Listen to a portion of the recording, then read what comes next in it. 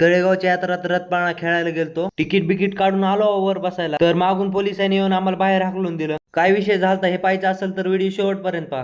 तर जय शिवराय मंडळी. संध्याकाळी रूममेटचा अचानक भयानक मध्येच ठरलं की यात्रेला जायचंय म्हणून. कोण कधी बाहेर फिरायला चल म्हणलं का आहा आपण कधी नाही म्हणतच नसतो, लगेच निघाले. मग काय फिर चलो.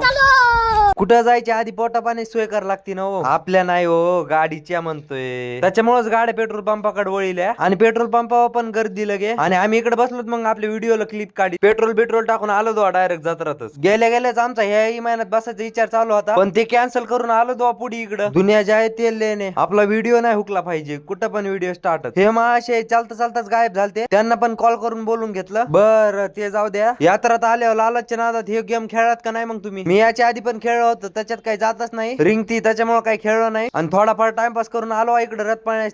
इकडं बघून तर रथ पाळण्यात बसायचं आमचं कन्फर्मच झालं डायरेक्ट. आज किती जरी फाटली तरी म्हणलं रथ पाळण्यातच बसायचं बरं का. मग काय आलो दो रथ पाळण्यात इकडं, मध्ये पण आलो तर रथ पाळण्यात इकडं. आता काय आमचीच बारी होती, तितक्यातच पोलीस आले ना, टाइम झालाय म्हणे बंद करून टाका. आता आम्हाला तिथून खाली उतरिलं वाढायला. जाऊ द्या म्हणलं, नशिबातच नाही काय. हे बाहेर आल्या धुपन निघणार, बिस्किट एक खाल्लं, नाका तोंडातून धुपन काढलं आणि आलो बाहेर.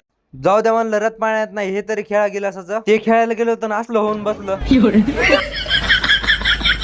50 रुपयात 2 चान्स होते आणि हे असलं करून ठेवलं होतं. रथ पाळण्यात नाही बसणं झालं म्हणून आमचं रेल्वेतच बसणं चालू होतं. त्या माणसाला विचारलं तर ते म्हणते नाही नाही मोठ्याला माणसाला नाही बाबा. जाऊ द्या, संपला व्हिडिओ ढकलावर.